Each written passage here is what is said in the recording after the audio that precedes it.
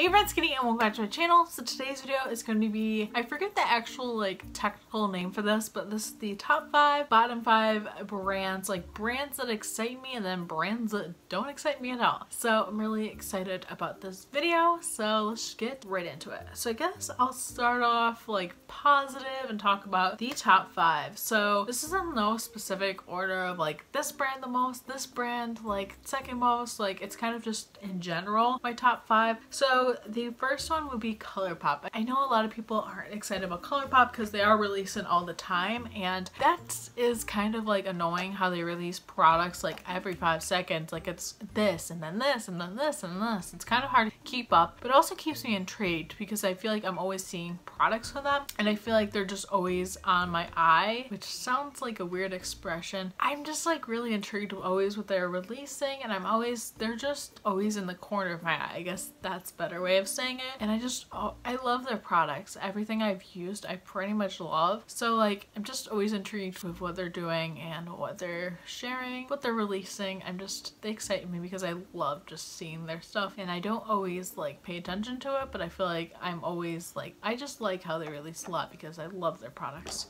Next one is e.l.f. Now I feel like e.l.f. is a brand that doesn't really release that much, but when they do release stuff, I feel like it's very innovative stuff. I feel like they just release interesting things. So I feel like I'm not really paying attention to the releases maybe all the time, but I really am intrigued with what they release. I feel like it's very interesting, and I just find like their concealer I just got, like I feel like they don't overmarket, which is awesome. And I just feel like I'm always being like, it's a drugstore brand, it's very affordable, what are they releasing? So that's kind of how I feel about that. So next one is L'Oreal. I feel like L'Oreal, like I am trying to get off their products, but I'm also like, I'm always intrigued with the release. They always have like, when they have a collaboration, it's always interesting, and I just feel like they're always releasing like interesting products. So I feel like I'm just always intrigued with them, and I don't feel like they release a ton of stuff. I feel like especially drugstore brands, they don't really release that much. Compared to ColourPop, they release nothing. But I feel like when they release something, I'm just like,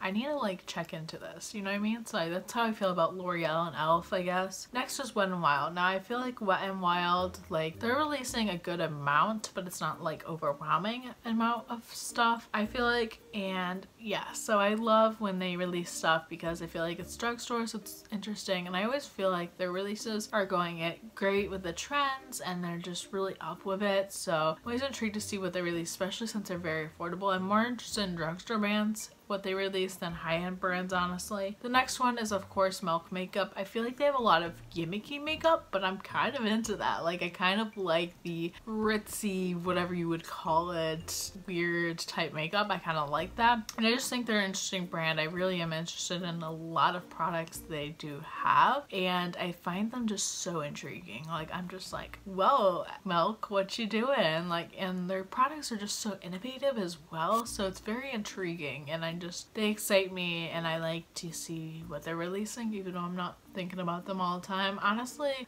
there's not like, I'm excited about makeup, but more in like not necessarily specific brands. I'm more specific into products. So if I see a product that like I kind of go off each individual product, so that's kind of another way of looking at it. So next I'm going to talk about my bottom 5. So the first one is Lorac. Now Lorac, one thing that really gets me off of Lorac is their cruelty-free status, because one minute they're like, oh, we don't test on animals, and the next second they're like, oh yeah, we do. So I'm kind of trying to like just not buy any more of the products, and I just find that they do a lot of different like collections. Like I know they did the Pirates of the Caribbean a couple years ago, but I just find Lorac, I just can't trust the cruelty-free thing, but also I'm just not interested in them because I feel like they're releasing the same basic neutral palette over and over, and I'm just like, if I wanted that I would just go elsewhere. I'm not really intrigued with like their releases. It's just, I feel like they're boring. Next is Too Faced. Now Too Faced, I did really like their makeup. I still like their makeup to this day. The Chocolate Bar palettes I really liked, and I do like that kind of stuff, but overall I feel like they have too much cutesy releases. Like I feel like it's just cutesy over cutesy over cutesy, and I'm just like, like that was cute when I was like younger, but now I'm just like, not into it. So, and I just feel like they're just never releasing like stuff that I'm really intrigued with. I feel like lately they just haven't been releasing that good of stuff. Like I feel like I've just seen what they've released before and it's just not been my thing. Next is Benefit. Benefit is very cutesy, so this goes along the same lines, but I just feel like Benefit is like just releasing the same products over and over again, and I'm just like, okay, Benefit, I've seen it, like give me something that'll like shock me or make me really like into it. But I just feel like they don't release, like I'm just bored with everything, like it's the same blush or whatever over and over, and I'm just like, we've been there. So yeah, Benefit is another one. Another one is Maybelline. I feel like Maybelline hasn't been releasing like that interesting of stuff lately, but I also feel like they're just like going with the same themes, so I feel like I'm not really seeing anything different from them. I feel like Maybelline is just doing what they've always done, so I feel like I'm just like not into that, like I'm not drawn to that at all. And I just feel like Maybelline just, they're not making any bold moves. Like it's just the same mascara releases, they come out with a fun palette every once in a while, but it's nothing too exciting, and I'm really intrigued with them lately. And then just brands that aren't cruelty free, I'm just not really intrigued in. I don't know what it is. And the last brand that I'm definitely not intrigued in is Urban Decay. And I feel like Urban Decay had its moment with its Naked 1 palette, Naked 2, Naked 3. I feel like that was just the thing back then. I feel like almost like recently they've been trying to revive themselves with the Naked Reloaded, doing the Naked Cherries. I feel like there was a point in time where it was like Naked 1, 2, 3, and you always want to collect those. I do have the Naked 1, 2, and 3, honestly,